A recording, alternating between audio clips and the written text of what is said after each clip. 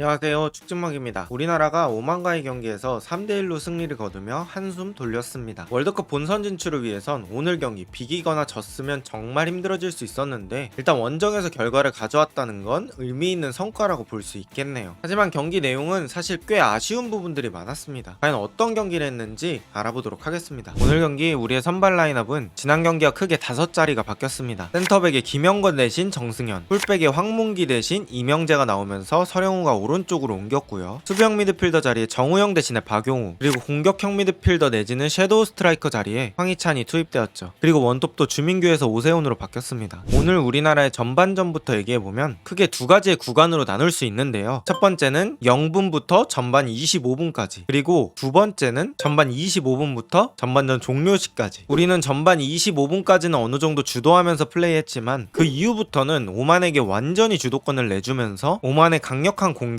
감당해내야만 했습니다. 우리나라는 후방의 빌드업 형태만 봤을 때는 김민재와 정승현 사이로 박용우가 주로 내려가서 라볼피아나 형태의 빌드업을 수행했고, 그 앞에 황인범이 공을 받아주면서 어떻게 보면 3-1-5-1 형태로 빌드업이 진행되었습니다. 먼저 전반전 좋았던 초반 25분에 대해 얘기해보도록 하겠습니다. 우리가 아까처럼 3-1의 빌드업 형태를 가져갔지만 이렇게 이강인이 종종 아래지역까지 내려와주는 경우가 있었습니다. 그리고 반대 전환해주면서 꽤 좋은 상황을 만들 때도 있었죠. 또 어떨 때는 박용우가 굳이 센터백 사이로 안 들어가고 이렇게 황인범과 동일선상에서 공을 받아주는 역할도 수행했습니다. 여기서 박용우가 김민재에게 공을 받아서 사이드 쪽으로 전개해주는 장면도 나왔죠. 지금 장면처럼 꼭 고정된 형태가 아니라 때에 따라 조금씩 바뀌는 빌드업 형태가 우리의 패스를 전진시킬 수 있다는 걸 보여주는 장면이었습니다. 그리고 우리는 전반전 10분쯤에 첫 득점을 만들어내는데요. 이 장면은 오만의 수비 실수와 우리 선수들의 퀄리티에서 빚어진 장면이었습니다. 이명재가 측면에서 수비 한 명 끌어당기고 손흥민에게 공을 주는데 손흥민 뒤쪽의 선수는 애매한 위치에 서 있죠. 손흥민을 전혀 견제하지 못합니다. 그리고 손흥민이 황희찬에게 패스를 주는데 이 앞에 황희찬을 막는 선수 역시 애매한 위치를 잡으면서 황희찬 쪽 패스를 너무 쉽게 허용합니다. 그리고 이 수비의 애매한 위치 덕분에 황희찬은 퍼스트 터치를 몸을 열어두면서 할 수 있었고 완벽한 낮은 슈팅으로 득점을 성공하는 황희찬입니다. 초반 빌드업 분위기도 나쁘지 않았고 황희찬의 득점까지 터져서 괜찮은 흐름을 가져갔던 전반 초반입니다. 그리고 이런 좋은 분위기 속에서 측면에서도 좋은 장면이 나왔습니다. 황인범이 이강인에게 패스. 그동안 제3자인 서령우는 뒷공간으로 뛰어들어갑니다. 이강인을 마킹하러 나온 수비 때문에 뒷공간이 생긴 걸 이용한 거죠. 그리고 그걸 눈치챈 이강인이 공간 쪽으로 패스.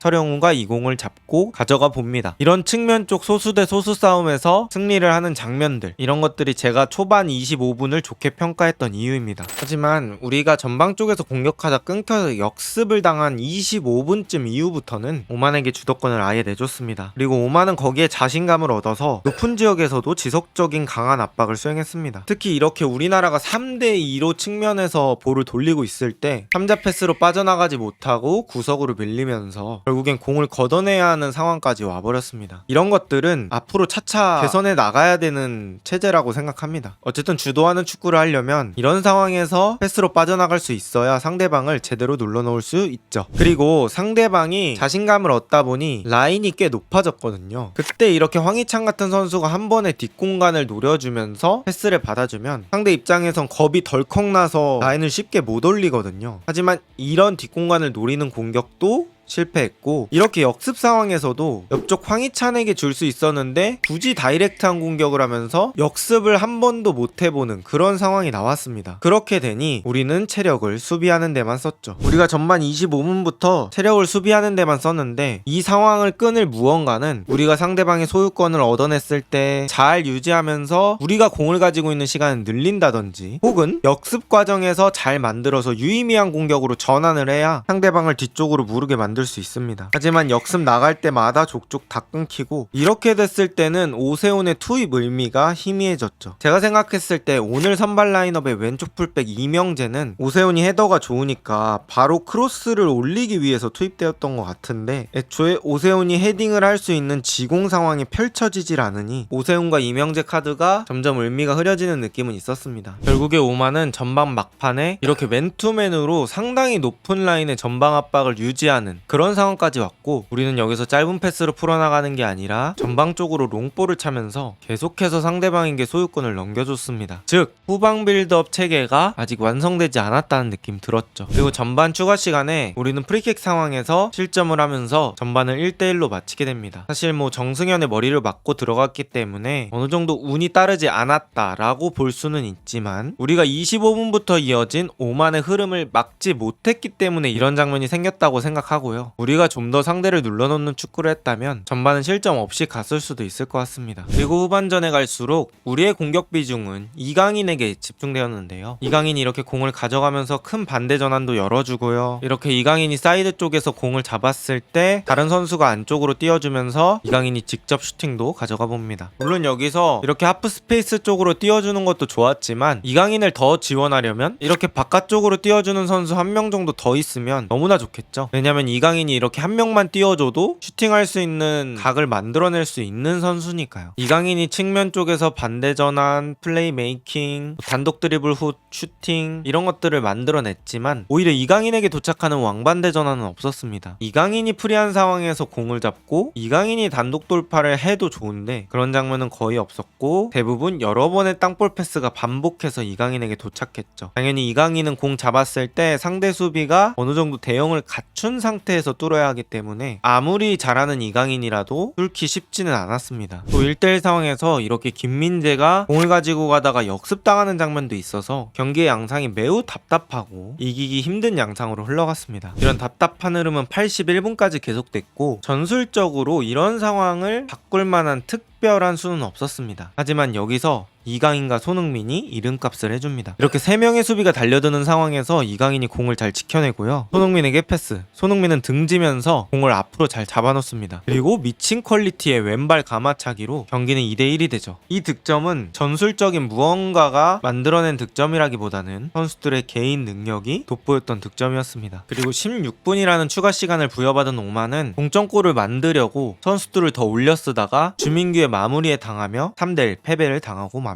물론 축구라는 게 모든 골이 전술적으로 만들어져야 된다는 법은 없습니다. 어떨 땐 운이 따르기도 하고 세트피스에서의 득점만으로 승리하는 팀도 있겠죠. 하지만 우리가 답답했던 이유는 골 과정을 제외하면 공격 장면이나 빌드업 장면에서 원활하게 풀어나가는 모습들이 아직은 부족했다는 겁니다. 제가 생각해본 이유는요. 일단 첫 번째, 김민재를 제외한 포백의 세 자리, 양쪽 풀백이나 김민재의 파트너 모두 고정되어 있지 않습니다. 물론 아직 홍명보 초반기라 이런 현상이 일어날 수도 있겠지만 고정된 포백으로 안정된 라인업을 통해서 후방 빌드업의 합을 더 늘려가야 하는데 그런 것들이 부족했기에 뒤에서 그냥 걷어내는 식의 후방 빌드업이 많았죠. 두 번째는 반대 전환의 빈도는 1차전과 마찬가지로 여전히 낮았습니다. 제가 말하는 건 롱킥으로 한 번에 반대 전환하는 건데요. 오늘의 반대 전환은 거의 이강인의 발에서만 나왔고 이강인 쪽으로 들어가는 반대 전환은 아예 없었습니다. 물론 한쪽으로만 일어나도 반대 전환이 좋긴 하지만 양방향으로 일어날수록 우리의 파괴력은 더 강해지는데 반대 전환의 절대적인 횟수가 부족한 것도 있고 방향도 너무 한 방향이었다 라고 볼 수 있겠고요. 또 세 번째는 이강인의 기량에 의존하는 플레이가 너무 많이 나왔습니다. 이강인이 뒤에 내려가서 빌드업도 해주고 앞쪽에서 공격수 역할도 해주고 여러가지 역할을 했습니다. 만약에 혹시나 우리가 이강인이 퇴장당하거나 부상으로 이강인이 없을 경우에는 지금 같은 경기력을 유지할 수 없다는 말도 되는데요. 소위 말하는 이강인 해조 축구 물론 할 수 있습니다. 하지만 이강인 해조 축구를 하기 위해서는 이강인을 제대로 쓰기 위한 판은 깔아줘야 됩니다. 예를 들면 이강인이 공을 잡았을 때 2명 정도의 선수가 이강인 주변에서 움직임을 가져가 준다든지 혹은 아까 말씀드렸던 이강인을 사이드에 고정시켜 놓고 이강인에게 1대1 기회를 준다든지 혹은 이강인이 후방으로 내려오는 빈도를 줄이고 다른 선수들이 아래에서 빌드업을 하고 이강인은 위쪽 상황에 집중할 수 있게 해준다든지 이강인의 개인 능력을 활용할 수 있는 혹은 극대화시킬 수 있는 방법들이 있기 때문에 그런 것들이 더 고민된다면 어떨까라고 생각을 해봤습니다. 월드컵 3차 예선에서 첫 승을 거둔 홍명보 물론 결과를 가져온 건 너무 좋은 부분이지만 아직도 해결해야 될 부분이 남았다고 생각합니다. 과연 홍명보호는 다음 경기에서 개선된 모습을 보여줄 수 있을까요? 오늘 영상은 여기까지입니다. 비슷한 영상이 궁금하시다면 구독 부탁드립니다. 좋은 하루 되세요.